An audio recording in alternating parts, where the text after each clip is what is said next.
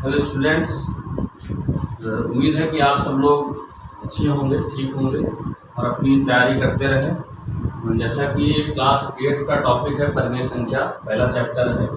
तो इससे पहले आप पूरे संख्याओं की अवधारणाएं वगैरह पढ़ रखी होंगी, अन्य संख्याओं के बारे में जानते होंगे। प्राकृतिक संख्याएँ क्या होती है ना, सम संख्याएँ क्या होती हैं, विषम संख्याएँ क्या होती हैं, अभाज्य संख्याएँ क्या होती हैं। अगर नहीं जानते हैं तो इनको आप एक बार ज़रूर दोहरा लें, क्योंकि इनका यूज़ आगे होने वाला है। आप जितनी मैथमेटिक्स पढ़ोगे हर जगह आपकी सब नंबर्स आपको वहाँ पर पढ़ने पड़ेंगे। चलिए, हमारा आज का टॉपिक है परिमेय संख्या। परिमेय संख्या को अंग्रेजी में कहते हैं रेशनल नंबर। ओके, तो क्या होती है परिमेय संख्या? ऐसी संख्या जिनको P/Q के रूप में निरूपित किया जा सके। ठीक, जैसे लिखा गया, देखिए, ऐसी संख्या जिसको P/Q के रूप में निरूपित किया जा सके, जहाँ जी ध्यान रखिएगा कि P व Q पूर्णांक है। क्या होंगे?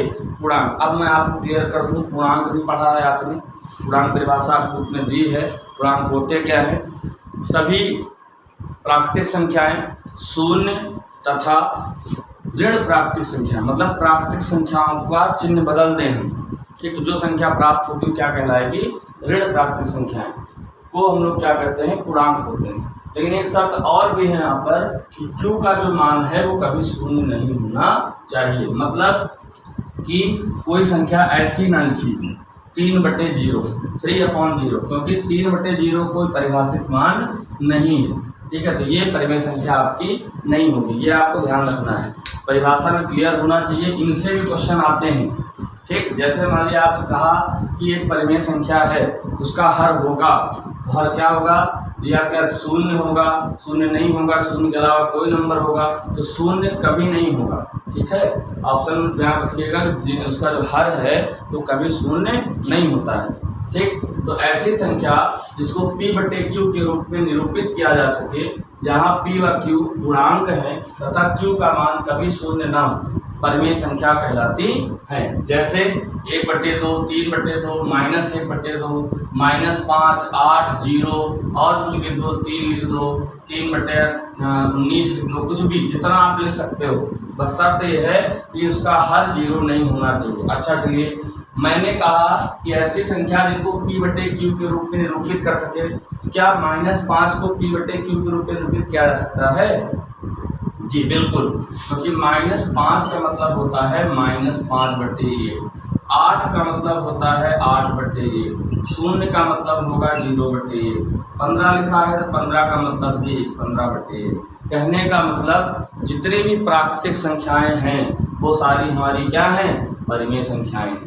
ठीक, जितने भी भिन्न हैं वो सब क्या हैं? परिमेय संख्या हैं। जितने भी पूर्णांक हैं वो सभी क्या है? परिमेय संख्या हैं। जितनी भी सम संख्याएं हैं वो भी क्या है? परिमेय संख्या। जितनी विषम संख्याएं हैं वो भी क्या है? परिमेय संख्या है। तो ध्यान रखना है आपको, जितनी भी वास्तविक संख्याएं आपने अभी तक पढ़ रखी हैं, अभी तक की मैं बात कर रहा हूँ, वर्गमूल घनमूल नहीं, जितनी भी आपने पढ़ रखी हैं, चाहे प्राकृतिक संख्या हो, चाहे आपका पूर्ण संख्याएं हो, चाहे पूर्णांक हो, चाहे सम संख्या हो, और चाहे आपका विषम संख्या हो, चाहे भिन्न हो, ये सभी संख्याएं हमारी क्या होती हैं? परिमेय संख्या। तो परिमेय संख्याएं क्लियर है आपको? फिर से एक बार दोहरा दे रहा हूँ, ऐसी संख्या जिनको P/Q के रूप में निरूपित किया जा सकता है उन्हें परिमेय संख्याएं कहते हैं, जहां P व Q एक पूर्णांक होते हैं और Q मतलब हर हमेशा शून्य नहीं होगा, हर कभी भी शून्य नहीं होगा। ठीक है, तो ये आपकी परिमेय संख्या की परिभाषा है। चलिए, इसके बाद अब हम परिमेय संख्या में देखते हैं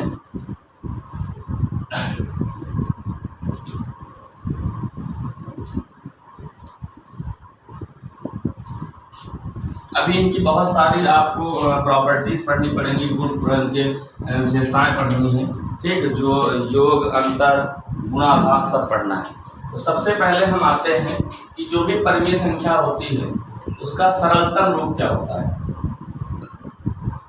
परिमेय संख्या का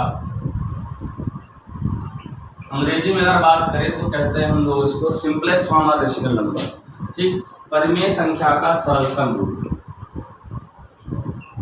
सरलतम रूप का मतलब जैसे कोई संख्या लिखी है 15 बटे मान लीजिए 26 लिखा है, सपोज करिए, ठीक। तो हम ये देखेंगे कि 15 के आप गुणनखंड करो, गुणनखंड आते हैं आपको, नहीं आते हैं तो वो भी सीख लीजिएगा। 15 गुणनखंड क्या होंगे, आप अभाज्य गुणनखंड करते हैं, गुणनखंड मतलब अभाज्य गुणनखंड। 3 पहाड़ा पड़े, 3 × 5 = 15, 5 × 1 = 5 हो गया। तो 15 गुणनखंड हो गए 3 × 5। इस तरह 26 गुणनखंड किया हमने तो क्या हो गया, 2 × 2 2 × 6 13 × 13। तो 26 गुणनखंड क्या हो गए, 2 × 13। तो पहले क्या देखा हमने कि इन दोनों में कोई ऐसा नंबर है अंश और हर में, 15 अंश है, 26 क्या है हर। क्या अंश और हर में ऐसी कोई संख्या है जो दोनों में कॉमन हो, दोनों में हो? नहीं है। तो अगर नहीं है तो यही हमारा क्या हो जाएगा, इसका सिंपलेस्ट फॉर्म हो जाएगा, सरलतम रूप हो जाएगा। लेकिन मान लो लिखा हुआ है 15/35। अब बताइए, जिसको टेबल आती है, पहाड़ा आता है, उसके लिए बहुत आसान है। 15 के गुणनखंड हमने कर ही लिए थे, 3 × 5, ठीक। अब 35 के गुणनखंड क्या होगा, 5 × 7 = 35। अब देखिए अंश में भी 5 है, हर में भी 5 है, ये दोनों कैंसिल हो गए, कितना आ गया 3/7। तो ये जो आया है 15/35 बराबर 3/7, ये दोनों परिमेय संख्याएं हैं, दोनों बराबर है, ठीक है। तो 3/7 जो है वो इसका सरलतम रूप है। सरलतम रूप का मतलब अंश हर में ऐसी कोई संख्या नहीं होनी चाहिए जो दोनों में कॉमन हो, ठीक।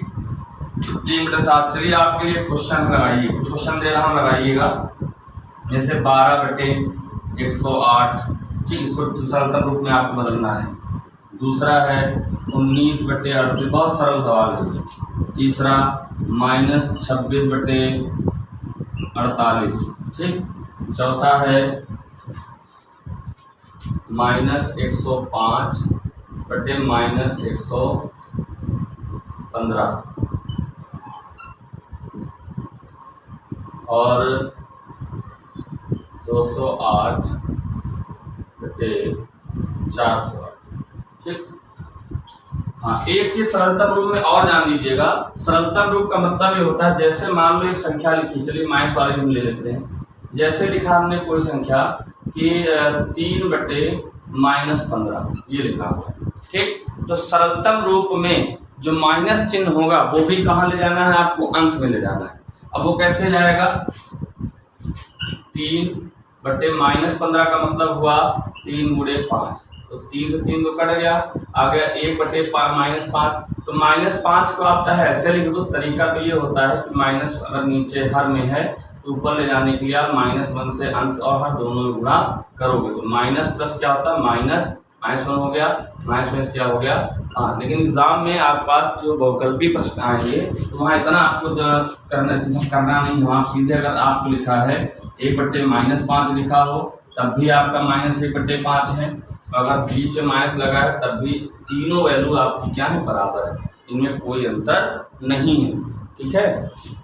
चलिए, तो ये है आपका सरलतम रूप। ये सवाल आप लगाइएगा, मैंने 5 दिए हैं, 12/108, 19/38, -26/48, -105/-115, 208/408। नोट कर लीजिए इनको।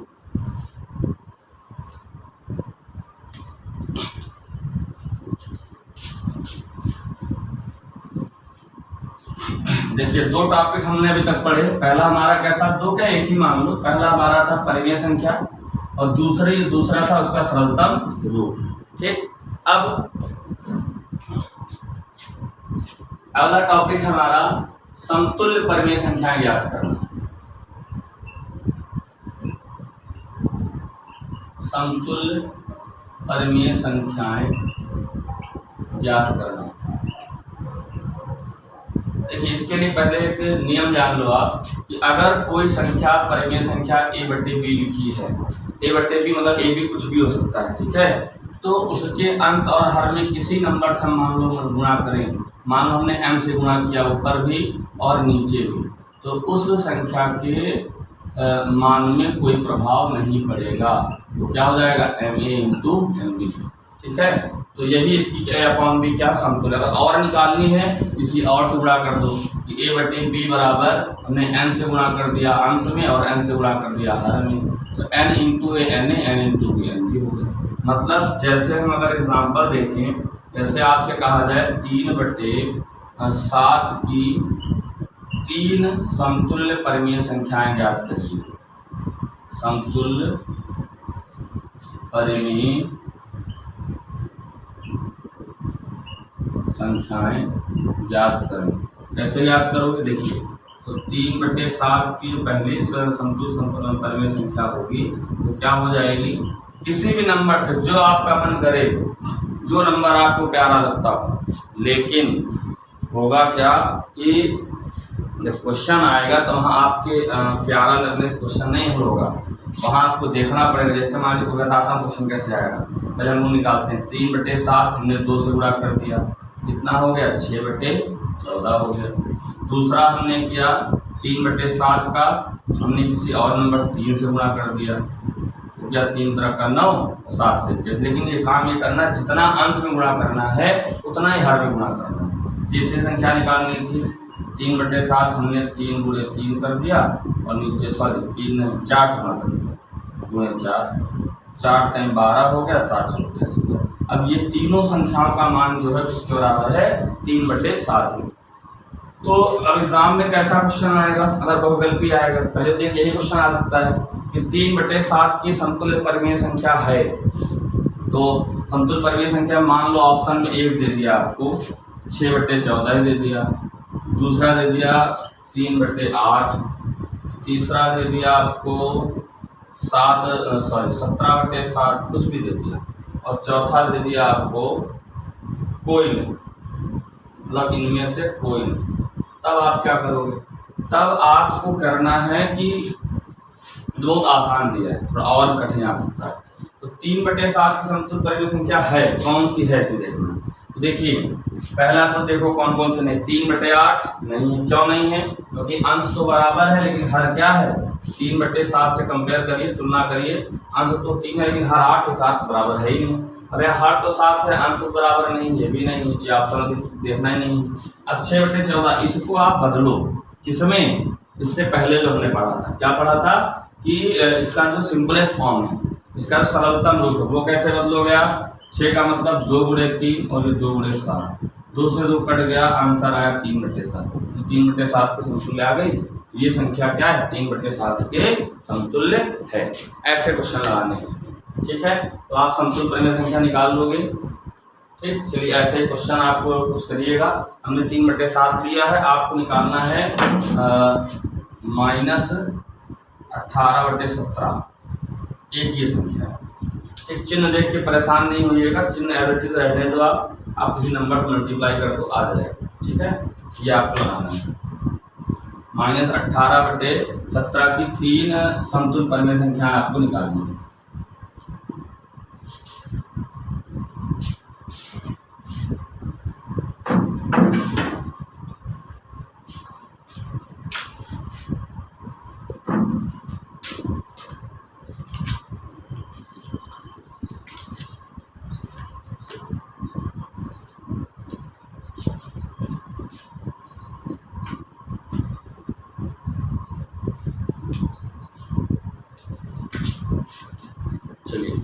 इसके बाद अगला टॉपिक है संख्या रेखा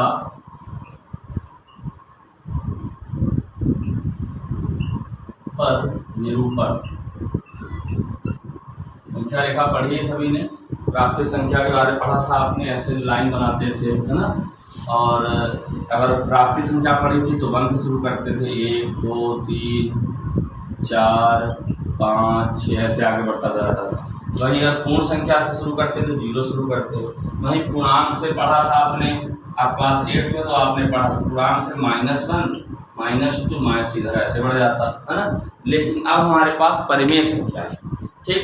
तो परिमेय संख्या को आपको निरूपित करना है, तो उसके लिए संख्या रेखा तो यही रहेगी, ठीक। बस खाली यहाँ पर क्या करना है, जैसे मान लो कि क्वेश्चन दे दिया कि 1/2 को संख्या रेखा पर निरूपित करें, तो सबसे पहले आप क्या करोगे, एक लाइन ड्रा करोगे, एक लाइन बनाइए, और 0 आपको लेना है, कहीं 0 ले लो, 0 ले लिया। अब जितने भी यहाँ पर देख रहे हो आप, कितना हर, इसका कितना है 2, जितने भी हर हैं उतने सेंटीमीटर पर, ठीक है, अपने हिसाब से घटा बढ़ा सकते हो आप, उतने सेंटीमीटर पर आप एक। हेलो स्टूडेंट्स, आप सभी लोग ठीक हैं? और तैयारी करते रहें। चलिए, पिछली क्लास हम लोगों ने पढ़ा था संख्या रेखा पर परिमेय संख्याओं का निरूपण। ठीक है, तो थोड़ा सा रिवाइज कर लेते हैं, इसमें कुछ छूट गया था टॉपिक। देखिए क्या होता है, सबको ये पता है परिमेय संख्याएं क्या होती हैं ना? अगर हो तो एक बार रिवाइज कर लीजिएगा। ठीक है, परिमेय संख्या का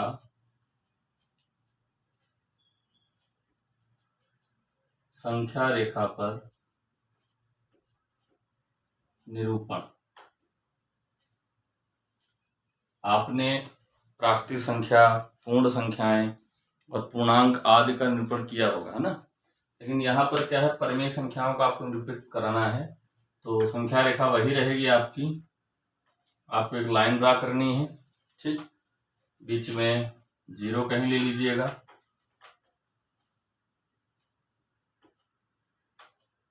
जीरो के राइट हैंड साइड जो नंबर्स होंगे पता है आपको, 1 होता है, 2 होता है, 3 एंड सो ऑन। ठीक है, इधर लेफ्ट हैंड साइड में निगेटिव नंबर्स होते हैं, -2, जहां तक आप लिख सकते हो।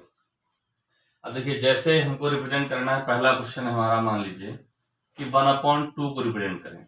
सबसे पहला 1/2, 1/2 को संख्या रेखा पर निरूपित करें। तो क्या करेंगे हम लोग उसके लिए, जो 0 और 1, पहले ये देखना है कि 1/2। अब ये बताइए कि संख्या 1 से छोटी है या 1 से बड़ी, कैसे पहचानेंगे? अगर ये भी एक क्वेश्चन जान लीजिए यहाँ पर। ठीक है, क्वेश्चन ऐसा भी आ सकता है कि 3/4 है, 1 से बड़ी, 1 से छोटी, 1 के बराबर या 0। तो वहां पर आपको देखना पड़ेगा कि यदि अंश, जो अंश है हमारा, यहाँ पर अंश कितना है, 1, यदि अंश हर से छोटा है तो वह संख्या भी 1 से छोटी होगी। ठीक है, तो 1/2 बताइए, 1 छोटा है कि नहीं? 1/2 में अंश कितना है, 1 है, हर कितना है, 2, आधा है, तो आधा तो 1 छोटा होता ही है। और वैसे भी देख लें हम अगर कि अंश हमारा 1 है, हर कितना है, 2, तो यह संख्या हमारी 1 से छोटी है। अब 1 से छोटी है लेकिन 0 से बड़ी है, तो इन दोनों के बीच में होगा। तो आपको करना क्या है, ये फर्स्ट मेथड में आपको बता रहा हूं। ठीक है, प्रथम विधि देखिए क्या होगा कि 0 और 1 के बीच में आपको 2 भाग कर लें। 2 भाग मतलब बीच में आपको ये लेना है एक पॉइंट, और जो इन दोनों बराबर भागों में बांट रहा हो। तो 0 ये हमारा हो जाएगा 1/2, ये हिस्सा जो होगा वो 2/2 जो बराबर 1 की हो जाएगा। ठीक है, तो ये हमारा पॉइंट शो हो गया, इसको क्या कहेंगे, 1/2 को प्रदर्शित करता है। ठीक, इसी तरह अगर मान लीजिए कहता कि इसी में अगर ये कहता कि 3/2 को दर्शाइए।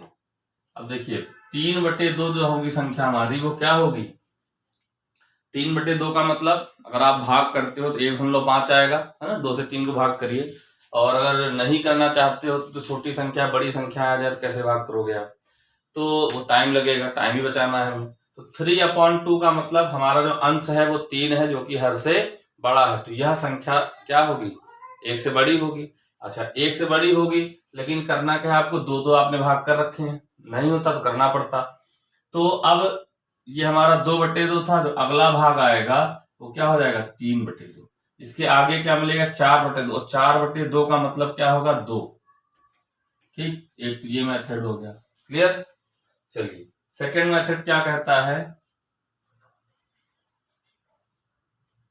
सेकेंड मेथड हमारे पास है, नंबर लाइन आपने ड्रा कर ली, 0, 1, 2, 3, 4, -1, -2, -3। और जैसे मान लीजिए क्वेश्चन 1/2 था, 1/2 ही लेके चल रहे हैं। 1/2 को रिप्रेजेंट करना, तो इस पूरे नंबर से जहां जहां 1, 2, 3, 4 लिखा है सबको आप 2 से डिवाइड कर दो। 2 से डिवाइड मतलब भाग कर दो, 2 से भाग करोगे, देखिए ये और आसान लगा होगा आपको, कुछ नहीं करना है, ये बराबर 1 है। ठीक है, 1/2 आपका ये हो गया। कहता 3/2, ये हमारा क्या हो गया, 3/2 हो गया। अगर कहता -1/2, ये हमारा -1/2 हो गया। -3/2 कहता तो ये हो जाता -3/2। तो इस प्रकार से संख्या रेखा पर हम परिमेय संख्याओं को निरूपित कर सकते हैं। अभी बताइए, शून्य परिमेय संख्या है? शून्य परिमेय संख्या है कि नहीं है? तो शून्य को किसी भी नंबर से आप भाग करोगे, 0/2 करोगे तब भी 0 आएगा, 0/3 करोगे तब भी 0 आएगा, 0/4 करोगे तब भी 0। तो 0 क्या हमारी परिमेय संख्या है और 0 न्यूक्लियस आपका कहाँ हो गया, मिड में हो जाएगा। ठीक है, तो ये है संख्या रेखा पर परिमेय संख्याओं का निरूपण। ठीक, ये आपकी 8th क्लास में क्वेश्चंस हैं, इनको आपको सॉल्व करना है। देखिएगा, कोई प्रॉब्लम हो बताइए, तो आप कमेंट बॉक्स में लिख दीजिए। अगर कोई प्रॉब्लम होती है तो वहां पर आपको रिप्लाई मिलेगा। ठीक है, चलिए नेक्स्ट। कोई भी डाउट है आपको इस चैप्टर से रिलेटेड या कोई अदर मैथ से रिलेटेड कोई भी डाउट है तो आप कमेंट बॉक्स में रिप्लाई करें, और जैसे देखा जाएगा आपको वहां से सोल्यूशन दिया जाएगा या आपकी समस्या का समाधान किया जाएगा। Okay, thank you. चलिए,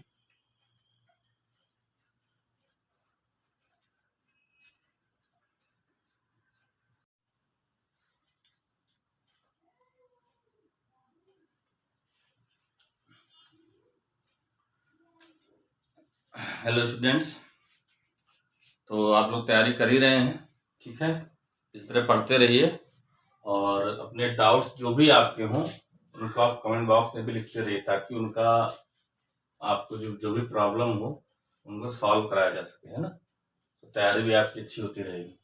चलिए, तो नेक्स्ट टॉपिक हमारा है परिमेय संख्या में कि आपने प्राकृतिक संख्या में कुछ प्रगुण पढ़े होंगे, पढ़े हैं। उन्हें नियम भी कहते हैं, प्रगुण भी कहते हैं। प्रगुण को ही नियम कहा था, ध्यान रखिएगा। ठीक है, तो योग के प्रगुण, ध्यान रखिएगा, हम परिमेय संख्या के लिए पढ़ रहे हैं। ठीक है, परिमेय संख्या में योग के प्रगुण, जो भी टॉपिक हम यहाँ पढ़ेंगे वो सब किसके लिए है, परिमेय संख्या के लिए। ठीक, तो योग के प्रगुण कौन कौन से हैं पहले उनको हम जान लें। पहला है हमारा संवरक नियम,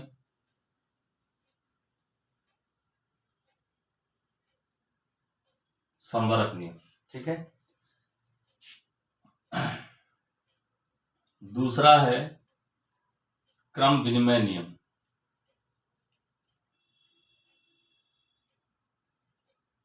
इनको प्रगुण भी कहते हैं, मैंने पहले बोला था।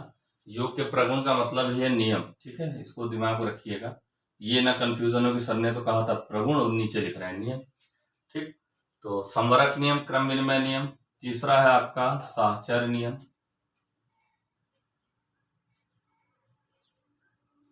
चौथा है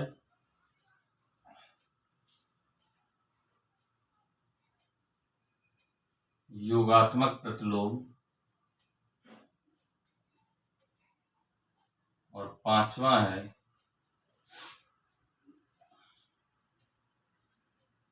योग का इकाई तत्समक अवयव।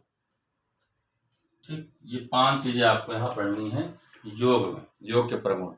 देखिए, संवरक नियम बहुत आसान है, इसको इंग्लिश में बोलते हैं क्लोजर प्रॉपर्टी। ठीक, और क्रम विनिमय नियम आपका कहलाता है कम्यूटेटिव लॉ, कम्यूटेटिव प्रॉपर्टी। साहचर्य नियम एसोसिएटिव लॉ, और ये है आपका एडिशन इनवर्स।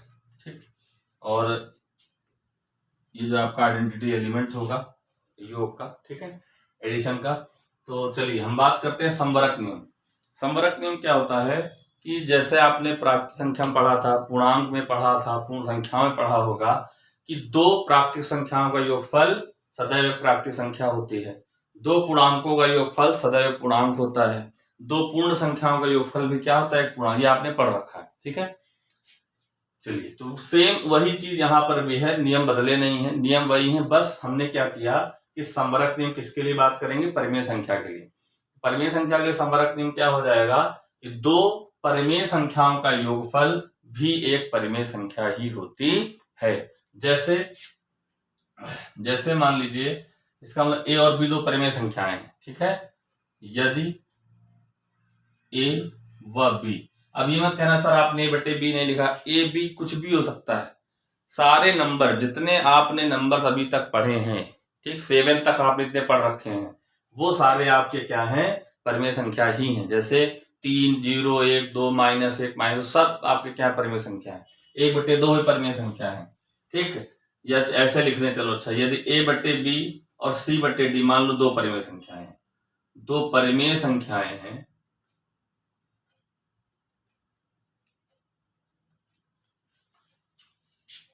तो इनका योगफल a/b प्लस c/d भी एक